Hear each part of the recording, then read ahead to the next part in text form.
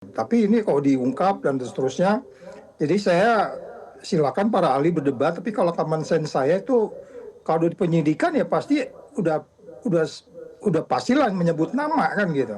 Iya. Jadi kalau umpamanya kemarin itu penggeledahan itu dilakukan memang sudah ada surat perintah dimulainya penyidikan dalam arti SPDP, ya tentu dia udah pasti jelas bakal jadi tersangka gitu. Tapi Ya, benarkah Ridwan Kamil memiliki peran krusial sebagai saksi kunci dalam kasus dugaan korupsi pengadaan iklan di Bank Jabar Banten? Kita membahasnya bersama dengan mantan Komisioner KPK, Saud Situmorang, serta peneliti Pukat UGM Zainur Rohman. Bang Zainur, Pak Saud, selamat malam.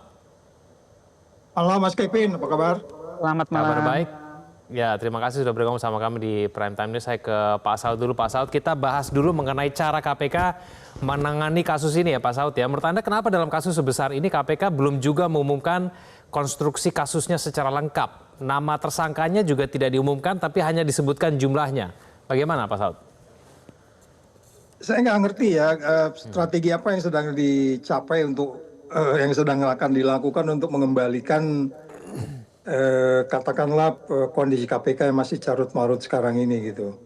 Kalau kita bicara KUHAP, ya oke, bisa ada dalam proses penyelidikan. Penyelidikan itu kan kalau di proses di KPK itu dua bukti sudah ada, penyelidikan kemudian masuk ke penyidikannya gitu. Tetapi kalau prosesnya masih di penyelidikan itu kan by definition, by nature atau by common sense, penyelidikan itu kan sebenarnya nature-nya intelijen gitu loh. Tapi ini kalau diungkap dan seterusnya, jadi saya silakan para ahli berdebat. Tapi kalau common sense saya itu kalau di penyidikan ya pasti udah pastilah menyebut nama kan gitu. Iya. Jadi kalau umpamanya kemarin itu penggeledahan itu dilakukan memang sudah ada surat perintah dimulainya penyidikan dalam arti SPDP, ya tentu dia udah pasti jelas bakal jadi tersangka gitu. Tapi pada bagian lain kan akal sehat kita, argumentasi kita, nalar kita itu kan ngapain juga kita ngeledah rumah orang kalau belum pasti kan gitu kan? Ya, gitu Mas Kevin. Kira-kira sementara gitu dulu. Ya Pak Saud, tapi kenapa kemudian KPK ini memilih untuk memberikan informasi juga sepotong-sepotong begitu, dicicil begitu informasinya? Kenapa kemudian tidak silent dulu, diam aja dulu, baru nanti ketika semua sudah terungkap baru diumumkan secara komplit begitu, Pak Saud? Iya biasanya kan begitu. Itu yang dikerjakan Febri dulu kan, disusun rapi gitu, baru kemudian setelah kemudian pimpinan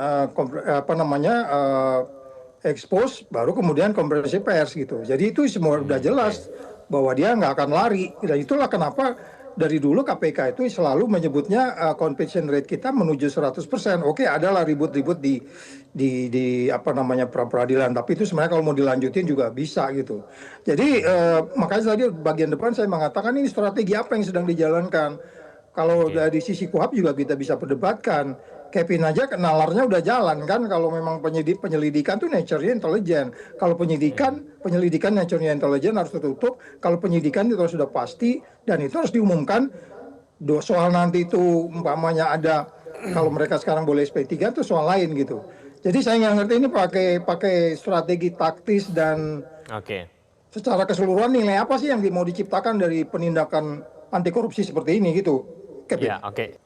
Pak Saud, nama-nama para tersangka belum keluar, tapi namanya Ridwan Kamil yang keluar duluan begitu. Ini kalau dilakukan proses penggeledahan di awal penyidikan terhadap seorang mantan Gubernur Jawa Barat, ini tandanya apa menurut Anda, Pak Saud? Iya tentunya perannya harus signifikan dong, ya kan. Tapi apalagi kalau itu BUMD kan, BUMD yang di bawah pemerintah daerah. Jadi yang menarik kan konstruksi kasus kita ini apa sebenarnya peranan yang bersangkutan itu apa gitu. Itu makanya sebaiknya strategi-strategi gaya apa ini kalau saya sebut gaya tidak membangun peradaban hukum yang baik gitu ya, itu jangan dilanjutin. Jadi artinya kalau kemudian mereka white aja dulu yakin gitu terlalu kalau umpamanya kita katakan memang ada kaitannya begitu, kemudian diekspos baru kemudian menggeledah dan seterusnya. Jadi nggak ada kesan bahwa ujung dari persoalan ini menjadi makin ngambang. Cuma nanti kita lihat ujungnya gimana ini kasus ini. Kalau ujungnya dikaitkan dengan yang ada peran beliau bersangkutan secara signifikan, kalau dikaitkan pada pasal 2, pasal 3 atau pasal yang lain, kita nggak tahu nih apakah dia menerima suap, peranannya seperti apa, atau kemudian gratifikasi, atau kemudian hal-hal lain, atau pengadaan barang, dia cawe-cawe di situ waktu pengadaan jasanya ini ya, pengadaan jasa, kan kita belum tahu perannya apa gitu.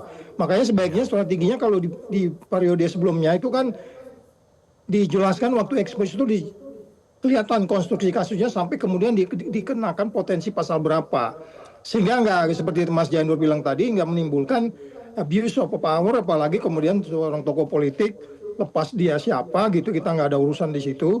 Tetapi melaksanakan penegakan hukum anti korupsi itu menimbulkan perilaku-perilaku yang koruptif. Itu yang diperdebatkan. Saya tidak mengatakan ini indikasinya bahwa mereka mengatakan bahwa ini tidak benar, tapi saya mengatakan ini perilakunya yang punya kecenderungan untuk menjadi koruptif perilakunya, karena yang baik itu adalah pimpinan 5 berekspos, kemudian di situ ada penyelidik, ada penuntut juga di situ, ada penyidik memutuskan bahwa si A berbuat apa dikenakan pasal berapa. Nah, itu akan lebih baik gitu, dan itu lebih prudent, dan itu lebih dipertanggungjawabkan karena sudah ekspos siapa berbuat apa dikenakan pasal berapa. Kalau ini kan sangat fleksibel jadinya, kita nggak tahu, kita tanya-tanya apa peranannya. Jadi kesannya orang bilang, wah ini apa ada jangan-jangan untuk bargaining dan lain-lain. Jadi hukum menjadi tidak pasti, hukum menjadi tidak bermanfaat, hukum menjadi tidak adil dong. Iya dong, nggak adil dong nanti kalau media nggak dilanjutin kasus ini. Gitu Mas Kevin. Oke, baik. Kita tunggu nanti kejelasan konferensi pers dari KPK terkait dengan konstruksi kasus yang menyeret nama Ridwan Kamil. Terima kasih Bang Saud, terima kasih Bang Zainur sudah bergabung bersama kami di Prime Time News. Selamat malam semuanya. Jelajahi cara baru mendapatkan informasi. Download Metro TV Extend sekarang.